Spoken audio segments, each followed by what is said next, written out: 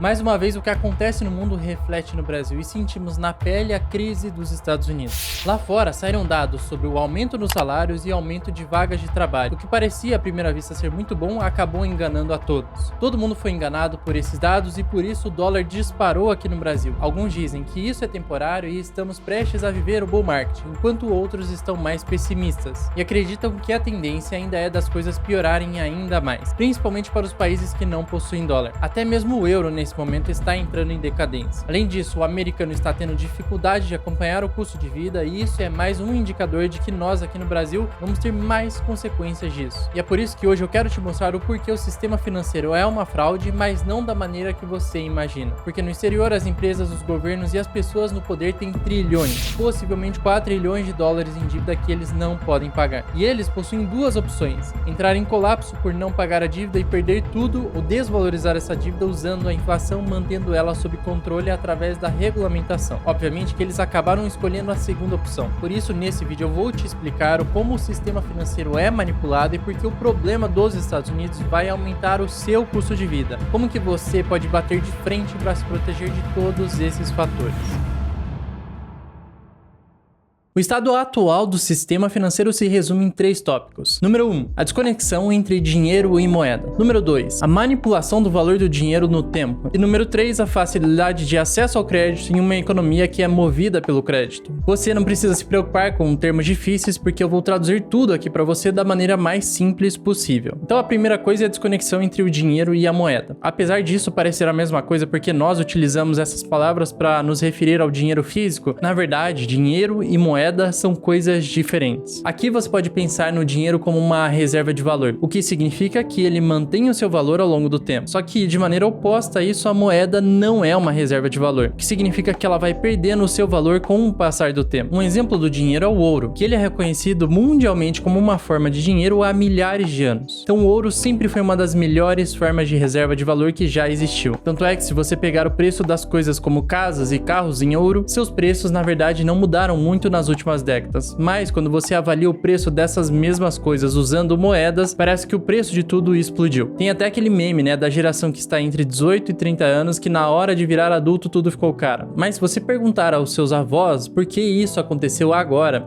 eles vão dizer que na verdade sempre foi assim, mas talvez os seus bisavós na história vão falar que nem sempre foi assim. Nem sempre tivemos os carros mais baratos custando mais de 80 mil reais e nem sempre tivemos casas razoáveis que não tem muito luxo custando mais de 200, 300, 500 mil reais. Era uma vez quando o dinheiro e a moeda eram a mesma coisa. E nessa época as moedas representavam um direito sobre o dinheiro. Mas por que será que tudo mudou daquela época para cá? Bom, para entender isso você precisa saber o que é a moeda hoje. Um exemplo claro disso nós temos o dólar americano. No passado ele costumava ser lastreado no ouro e todas as outras moedas do mundo estavam atrelados ao dólar americano. Isso na prática significa que quando você era pago em uma moeda, você estava sendo pago por algo que vai manter o seu valor com o passar do tempo, porque o lastro daquele papel era no ouro. Só que o grande problema é que com o tempo tudo mudou. Em 1971, quando o então presidente dos Estados Unidos, Richard Nixon, suspendeu para a população de forma temporária a troca de dólares americanos por ouro. E essa simples atitude resultou na liberdade para o governo criar quantas moedas eles quisessem. E não só os governos, mas os bancos centrais também. Então dessa forma a oferta de dólares americanos ficou cada vez maior desde os anos 70. E como a economia básica já diz tudo, quanto mais se tem de uma coisa, menos valiosa ela é. Então, olhando por essa ótica, na verdade, não são os preços das coisas que estão subindo, como as casas e os carros. Na verdade, é o valor das moedas no geral que estão caindo. Nós fomos ensinados na escola, desde crianças, a acreditar que o aumento da oferta de moeda numa economia é bom para nós, porque nós vamos estar recebendo mais dinheiro, logo nós podemos consumir mais. Só que essa é uma grande farsa, porque recebendo mais dinheiro, isso causa mais inflação, e o preço das coisas sobe, porque quando você dá dinheiro para uma população, naturalmente as pessoas vão gastar mais. Enquanto isso, a moeda vai lentamente perdendo seu valor. E quanto mais isso acontece, teoricamente, maior vai ser o estímulo ao consumo e, teoricamente, mais isso vai impulsionar o crescimento econômico e a riqueza de um país. Pelo menos isso na teoria. Só que, ao mesmo tempo, enquanto isso está acontecendo, na prática, isso vai tornar menos interessante guardar valor em moeda. Porque não vai fazer sentido nenhum você investir ou guardar algo que vai perder o valor com o passar do tempo. E olha só, o grande problema da desconexão entre moeda e dinheiro é que uma pessoa comum recebe o seu salário salário, seu pagamento em moeda e não em dinheiro. E para ser quase um tapa na cara do trabalhador, é que ainda dizem que a moeda em que você está sendo pago é tão boa quanto era antigamente. Ela ainda é tão boa quanto o ouro. Só que a grande verdade mesmo é que a inflação nos dias atuais é a razão pela qual parece que você aqui no Brasil não consegue acompanhar o custo de vida e o motivo pelo qual você simplesmente não consegue progredir na vida. Afinal, você está sempre sendo pago em uma moeda que está perdendo valor ativamente e está tentando usá-la para comprar coisas que são realmente valiosas, como por exemplo uma casa ou um carro. E devido a essa desconexão entre o dinheiro e a moeda, você deve estar se perguntando: por que será que a moeda, um simples pedaço de papel, ainda tem algum valor hoje em dia? E a resposta é basicamente porque o governo diz que a moeda tem valor. É exatamente por isso que a moeda agora é chamada de moeda fiduciária. A palavra fiat se refere ao governo e também a uma moeda sem lastro. E tudo isso que eu apresentei é apenas a primeira razão pelo qual o sistema financeiro inteiro está fraudado. E agora, o segundo motivo é a manipulação do valor do dinheiro ao longo do tempo. Porque quanto mais tempo você passa com uma nota de 100 reais na mão, menos valiosa ela fica. E assim, menos coisas você vai poder comprar com ela. Nesse sentido, quando se faz um empréstimo de dinheiro, você está pagando para o banco ou instituição que você emprestou dinheiro por essa desvalorização do dinheiro, e além disso também existe o lucro que o banco precisa ter. Então, em condições normais, quanto mais tempo você ficar com o dinheiro emprestado, maior será a taxa de juros que você terá que pagar. Isso porque a pessoa ou o banco que te emprestou o dinheiro poderia usar ele para outra coisa. Então, quem está emprestando dinheiro para você está perdendo todas as coisas que ela poderia estar comprando naquele momento com esse dinheiro. E para que não exista nenhuma discrepância nessas taxas de empréstimos, o mercado tem uma taxa padrão para todos eles desse mesmo tipo. E essa é a chamada taxa de juros. E se colocarmos ela em um gráfico, você vai poder ver o que é conhecido por curva de juros. Essa curva é basicamente uma linha que se inclina para cima e para a direita e que mostra que quanto mais tempo você passar com aquele dinheiro emprestado, maior será a taxa de juros que você vai ter que pagar no futuro. Agora, o que está acontecendo é um pouco mais complicado, por isso preste bem atenção. Imagine que você queira emprestar dinheiro por um prazo de 10 anos e você quer emprestar $1 bilhão.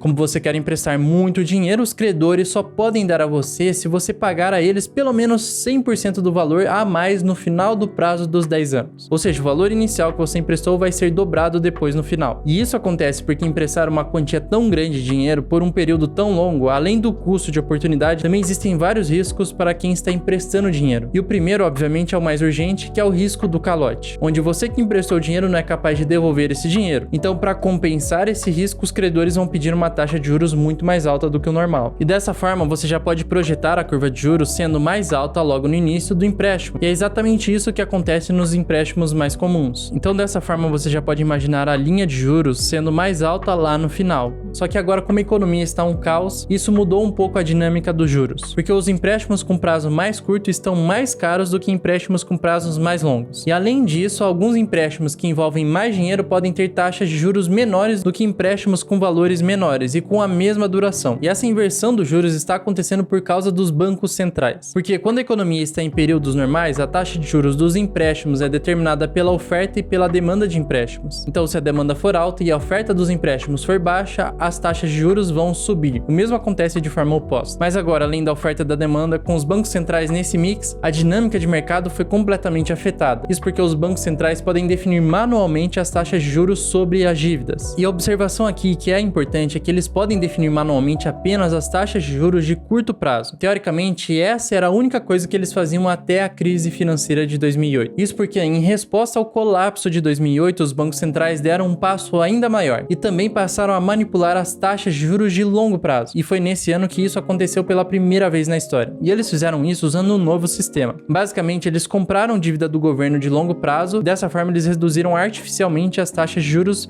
para dívidas com duração semelhante. Ou seja, os bancos centrais manipularam o valor do dinheiro no tempo em todos os prazos possíveis, tanto no curto quanto no longo prazo. E isso fez com que os empréstimos ficassem artificialmente baixos. Ou seja, isso tornou muito barato pegar dinheiro emprestado. Mas o Banco Central fez isso porque eles esperavam que, tornando empréstimos mais baratos para todo mundo, isso ajudaria o mundo inteiro a se recuperar mais rápido da crise de 2008. O grande problema disso tudo é que causou uma alta inflação, porque deixar as taxas de juros artificialmente baixas resulta em ainda mais criação de moeda. E dessa forma não são apenas os governos ou bancos centrais que vão imprimir moeda do nada, mas as pessoas ou instituições também vão conseguir fazer isso. E você já deve se lembrar que à medida que a oferta de moeda aumenta na economia, o valor dessa moeda diminui. E se isso já não fosse ruim o suficiente para a população, essa manipulação do valor do dinheiro no curto prazo e no longo prazo já foi feita mais de 4 vezes desde 2008. E além disso causar mais inflação, também continuou deixando artificialmente barato o empréstimo. Mas uma coisa muito importante, só ficou barato para aqueles que conseguiram ter acesso ao crédito. E é dessa forma que nós entramos no terceiro motivo pelo qual o sistema financeiro está sendo fraudado, que é basicamente o acesso ao crédito. Já era esperado que a manipulação do valor do dinheiro no tempo deixaria mais fácil contrair empréstimos. Isso, por consequência, poderia causar um crescimento econômico. Só que, como isso também causou inflação de outro lado, nem todo mundo teve facilidade de pegar empréstimos. Na verdade, os empréstimos só ficaram mais fáceis para poucos, algumas instituições e também pessoas. E esse grupo seleto usou esse dinheiro para muitas coisas, incluindo comprar ativos valiosos, como ações e imóveis, e isso fez com que o preço desses ativos subissem ainda mais. E enquanto isso, ao mesmo tempo, a moeda perdia valor, e agora imagine você vivendo em um país que as coisas como casas, o aluguel, vai ficando cada vez mais caro e ao mesmo tempo o que você ganha vai perdendo valor rapidamente. Parece que eu descrevi o Brasil, mas na verdade isso é o que está acontecendo nos Estados Unidos. E a única forma dessas pessoas acompanharem é pedindo mais dinheiro emprestado para comprar o que resta desses ativos valiosos, como por exemplo as casas e os carros, só que isso também faz com que os preços deles subam ainda mais. Perceba que eles caíram em um limbo. Na primeira vez que você olha, tudo parece e cheira como crescimento econômico. Tem mais pessoas comprando, empresas comprando e todos os números estão subindo. Mas depois de olhar de forma mais aprofundada, você percebe que isso é resultado da inflação dos preços dos ativos que está sendo movido artificialmente pelos empréstimos baratos. E isso está acontecendo desde 2008. Se olharmos de forma comparativa, o crescimento econômico com outros períodos foi relativamente baixo. E é por isso que, em uma economia que é movida pelo crédito, o seu sucesso depende fundamentalmente da sua capacidade de contrair mais empréstimos. Só que para algumas pessoas e empresas é cada vez mais difícil por inúmeros motivos. E esses motivos podem ser resumidos em dois tópicos. Número 1, regulamentação financeira oficial, e número 2, a regulamentação financeira não oficial. No primeiro ponto existe a lei chamada de Dodd-Frank,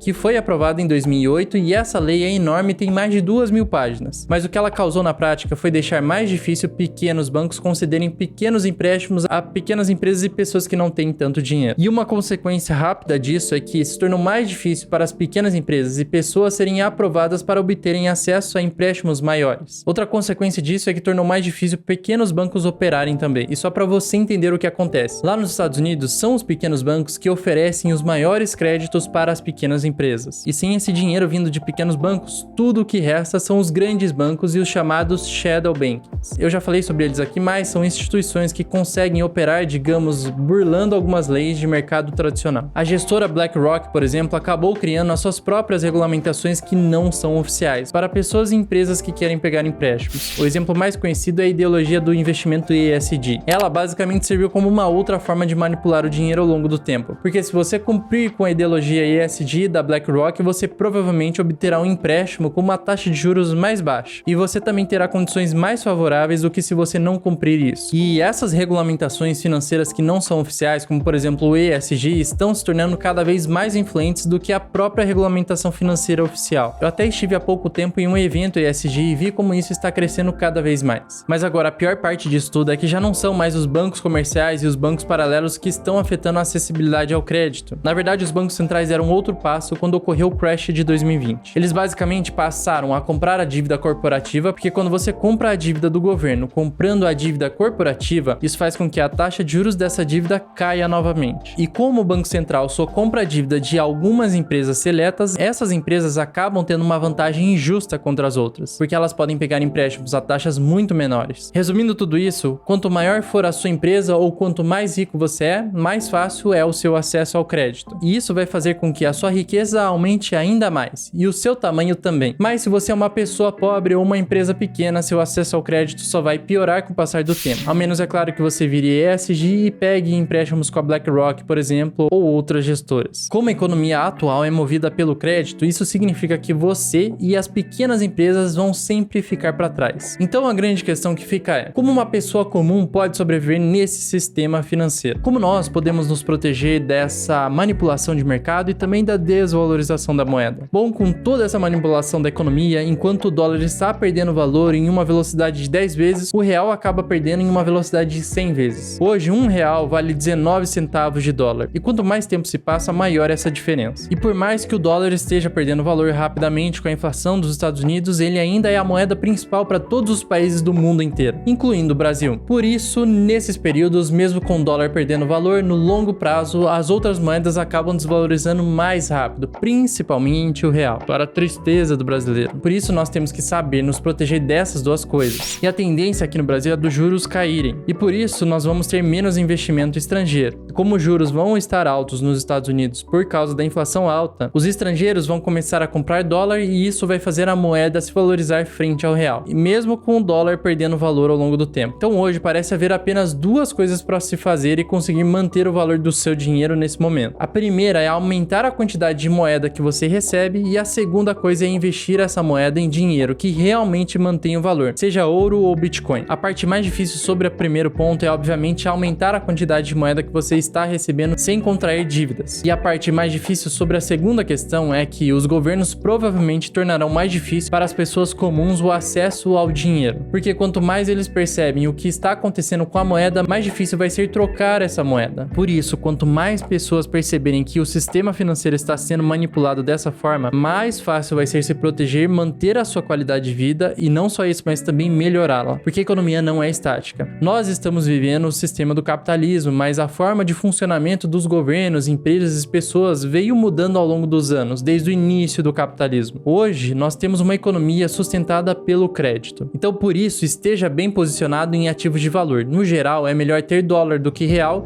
e também é melhor ter Bitcoin do que dólar. Obviamente que tudo isso nas devidas proporções, afinal nós ainda vivemos com moeda fiduciária e não com criptomoedas. Se você percebeu a importância de entender a macroeconomia e como isso impacta as nossas vidas e os nossos investimentos, eu recomendo que você clique no link do primeiro comentário fixado para receber de forma gratuita relatórios macroeconômicos e também relatórios sobre moedas. Esses relatórios são feitos por minha casa de análise que contém vários analistas e estão consistentemente estudando o mercado. E a ideia é traduzir todas as informações mais importantes de forma fácil e para quem não tem tempo, porque nós sabemos que a maioria das pessoas precisa gastar uma grande parte do seu tempo trabalhando, dormindo, passando com a família, e é por isso que nós queremos economizar o seu tempo com relação a investimentos, para sobrar mais para o restante. Além disso, você pode assistir esse outro vídeo do homem que previu tudo e também saber o que ele acha que vai acontecer nos próximos meses com a economia. Eu sou o Eric, nós estamos aqui chegando a quase 300 mil inscritos, por isso eu agradeço pela sua audiência e te espero até o próximo vídeo.